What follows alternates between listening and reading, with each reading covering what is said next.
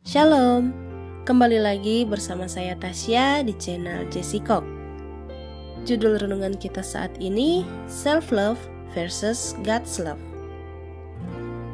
Pembacaan Alkitab kita terdapat dalam Kejadian 12 ayat 10 sampai dengan ayat yang ke-20 dan kitab Matius pasal 22 ayat 34 sampai ayat yang ke-40.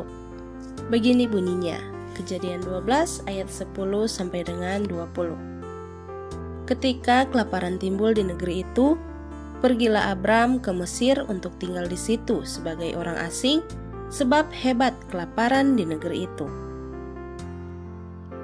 Pada waktu ia akan masuk ke Mesir, berkatalah ia kepada Sarai istrinya,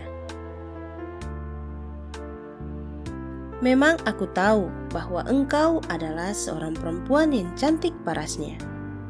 Apabila orang Mesir melihat engkau, mereka akan berkata, 'Itu istrinya.' Jadi mereka akan membunuh aku dan membiarkan engkau hidup. Katakanlah bahwa engkau adikku, supaya aku diperlakukan mereka dengan baik karena engkau, dan aku dibiarkan hidup oleh sebab engkau." Sesudah Abram masuk ke Mesir, orang Mesir itu melihat bahwa perempuan itu sangat cantik.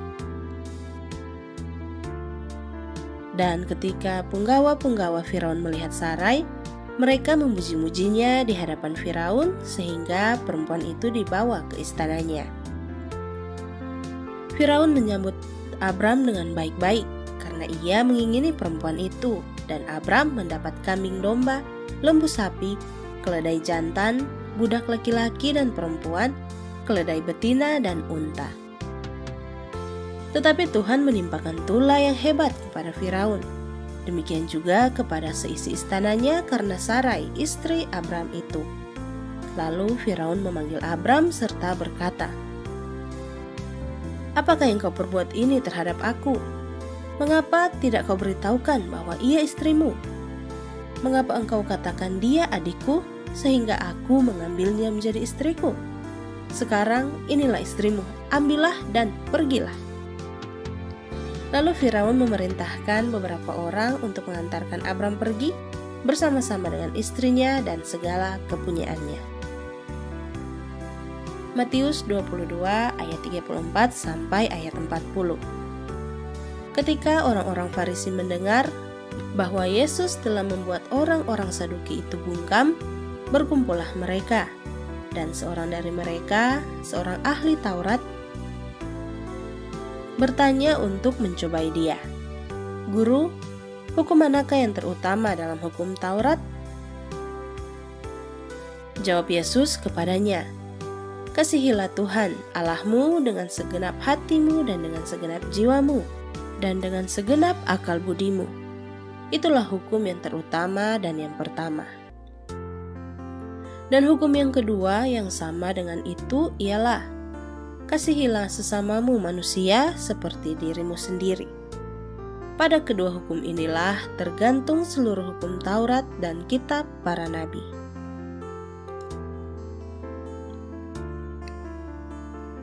Ayat nats kita terdapat dalam kitab Matius 22 ayat yang ke-39 yang berkata, "Dan hukum yang kedua yang sama dengan itu ialah, kasihilah sesamamu manusia seperti dirimu sendiri."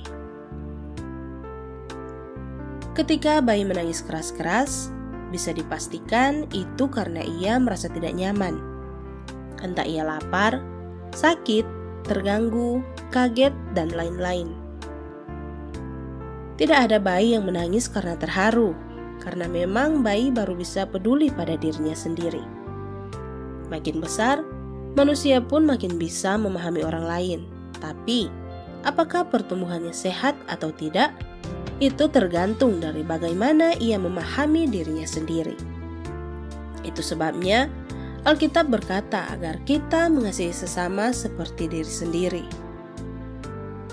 Untuk dapat mengasihi sesama, kita harus lebih dulu mengasihi diri kita sendiri.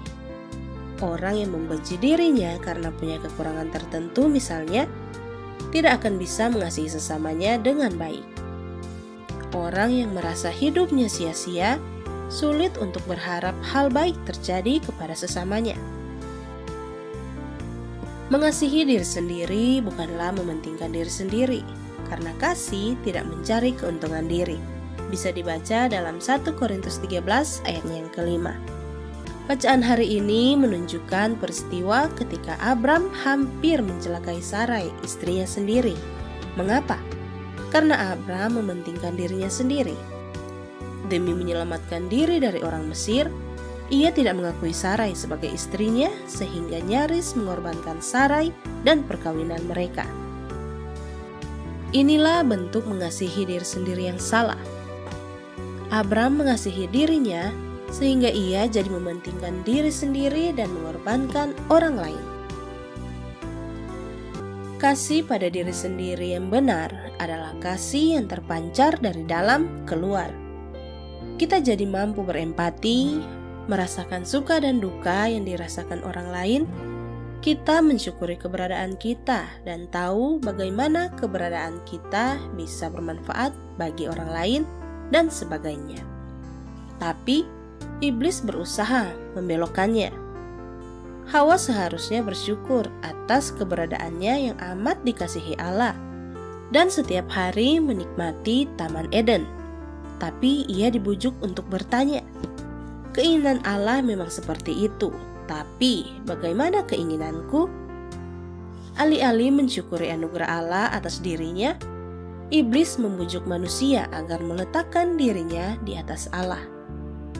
Ini yang harus kita waspadai. Hukum kasih menaruh kasih pada Tuhan di atas kasih pada diri sendiri dan sesama. Dapat dibaca dalam Matius 22 ayat 37 sampai dengan ayat ke-39.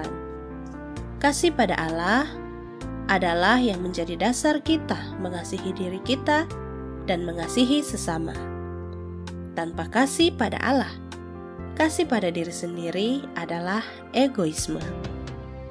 Teman-teman, kasih pada Allah membuat kita bisa mengasihi diri sendiri dan sesama dengan benar.